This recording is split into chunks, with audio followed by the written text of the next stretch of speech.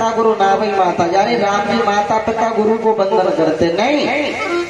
जैसे प्रभु राम ने देखा चारपाई को छोड़ा, माता पिता यानी माता पिता को देखा, बोले क्या कर रहे हैं, बोले गुरु नावई माता, बोले गुरु को बंधन कर रहे हैं, प्रणाम कर रहे हैं। प्रभु राम ने देखा जब माँ बाप बंधन कर रहे, प्रणाम कर रहे, तो मुझे भी करना चाहिए। लेकिन आज के माता पिता प्रणाम राधे कृष्णा करना नहीं जानते, तो प्यारे औलाद तो करेगी क्या? आजकल के माता पिताओं को कोई आवश्यकता नहीं। जब माता पिता बंधन नहीं करते, प्रणाम नहीं करते, कहते भी श्रोताओं, वही वृक्ष झुकता है जैसे वृक्ष में फल लगते हैं। जिन माँ बापों के अंदर सुंदर गुण आचरण विद्यमान होते, वही संतान सुंदर गुण व आचरणों को प्राप्त करती है। लेकिन जिनके माँ बाप खल्लड़ रहे, तो वो भी खल्लड़ ही पैदा होंगे, भक्त नहीं हो सकते। कुछ लोग कहते हैं, बोले महाराज आप गति से कह रहे हो कि जैसे माता पिता वैसी संतान पैदा होती है, लेकिन प्रहलाद हिरण्यकश्यप के यहाँ हुआ, विभीषण रावण के यहाँ। बोले भगवान एक बात बताओ, तुम कह रहे हो कि जैसे माता पिता वैसी संतान होती है, लेकिन हमने देखा है कि माता पिता तो सुपारी गुटखा खाना नहीं जानते, लेकिन औलाद दारू के पौआओं को गटक रही है, ऐसा कैसे हो गया? कुछ लोग कहते हैं, बोले महाराज हमने ऐसे ऐसे घर देखे कि माँ बाप तो नालायक रहे, लेकिन संतान प्रभु की भक्त हुई, ऐसा क्यों हो गया? ध्यान देंगे श्रोताओं, ऐसा क्यों होता है कि खल्लड़ों के भक्त पैदा होते और भक्तों के खल्लड़ पैदा हो जाते हैं? वो भी सुन लो। जैसे मान लो आप अपने घर से चल करके आए कथा सुनने के लिए, और आपको मार्ग में निकल के आ रहे हो, और मार्ग में आपको दुर्गंध आ रही है, बदबू सड़ी हुई वस्तु की। आप रास्ते में चल करके आ रहे हैं, आपको दुर्गंधी आ रही है, आप चारों तरफ झांक करके देख रहे हैं कि आखिर क्या सड़ रहा है जिसकी बदबू आ रही है।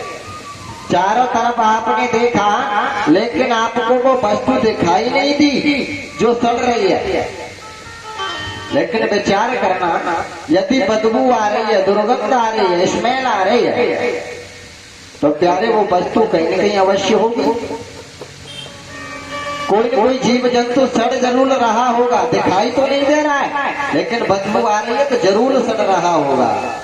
ठीक उसी प्रकार आपका खानदान श्रेष्ठ है और फिर भी खल्लड़ पैदा हो गया, तो ऐसे समझ लो कि माता पिता तो ठीक रहे, लेकिन इनके पूर्वजों में कोई न कोई नालायक अवश्य रहा होगा जो दिखाई नहीं दिया। उस नालायक का असर इसके अंदर आया है। जैसे माता पिता होते हैं, आवाज को कहा हो जाता है, भाई क्या कर रहे हो साउंड में? इन पेटियों की आवाज खोलो जो मेरे कानों में। श्री हरि श्री हरि श्री कृष्णा।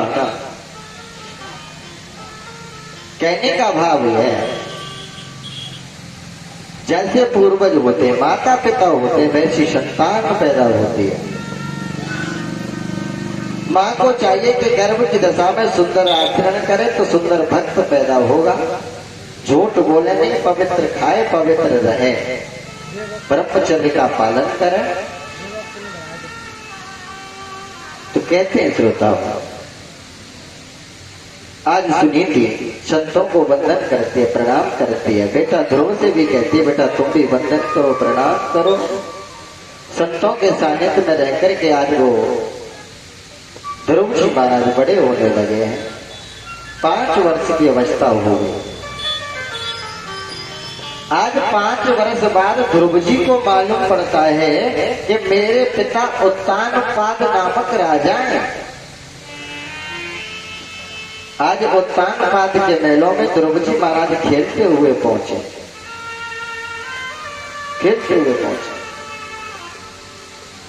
आज कहते श्रोताओं, जैसे ही देखा कि उत्तानपाद राजा छोटी रानी के पुत्र उत्तम को गोदी में खिला रहा है, आज अपने पिता को देख करके ध्रुव जी महाराज के अंदर प्रेम जागृत हुआ। कि जाकर के अपने पिता से मिलूं, पिता मुझे छाती से लगाएंगे। आज द्रौपदी महाराज दौड़े दौड़े पहुंचे उत्तानपाद राजा की गोदी में।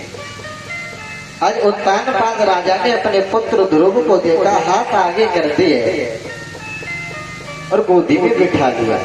जैसे ही गोदी में बिठाया तुरंत सुरुचि आ गई, छोटी रानी, और द्रौपदी महाराज को गोदी से नीचे फेंक दिया और यही कहा कि अरे ध्रुव, यदि तू इस पिता की गोदी में बैठना चाहता है। द्रौपदी कहते, माँ आपने मुझे पिता की गोदी में से क्यों गिराया? क्या ये मेरे पिता नहीं है? सुरुचि कहती है कि बेटा ये तेरे पिता अवश्य हैं, लेकिन मैं तेरी माँ नहीं हूँ।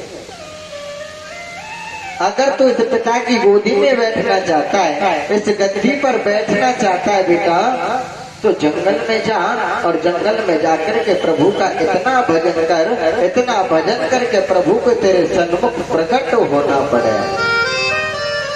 और जब वो प्रकट हो जाए तो उससे कुछ मांगने के लिए कहे तो बेटा यही मांगना कि प्रभु मुझे माता सुरुचि के गर्भ में भेज दे, और जब तू मेरे गर्भ से जन्म लेगा तब तू इस पिता की गोदी में बैठने का अधिकारी होगा।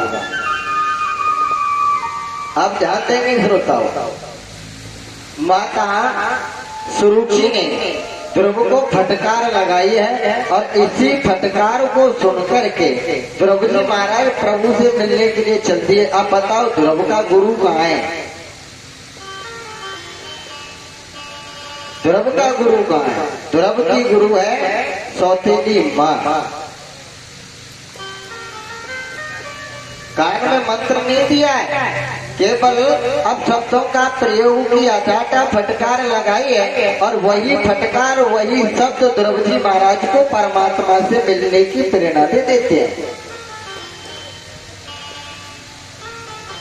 आज लौट कर के आए, रोते हुए चले आ रहे द्रौपदी महाराज मैया सुनीति के पास। आज मैया सुनीति ने देखा कि मेरा नन्हा सा बालक ध्रुव रो रहा है। जिस मैया ने ना जाने कितने वर्षों के बाद में दुख कष्ट कलेशों को सहन करके संतान का मुख देखा हो, ऐसी संतान को यदि कोई सताता है तो माँ फूट फूट करके रोती है। माँ ही एक ऐसी है श्रोताओं संसार में, यदि बेटा गलती कर देगा, कुकर्म कर देगा, उससे कोई पीटे तो माँ बार बार यही कहेगी कि मेरे बेटा ने गलती नहीं की, इसे मत मारो। भले से गलती किया जानती है, लेकिन फिर भी यही कहेगी कि मेरा बेटा ये गलती कर ही नहीं सकता। बच्चे के ऊपर लेट जाएगी, मुझे मार लो लेकिन मेरे बच्चे को मत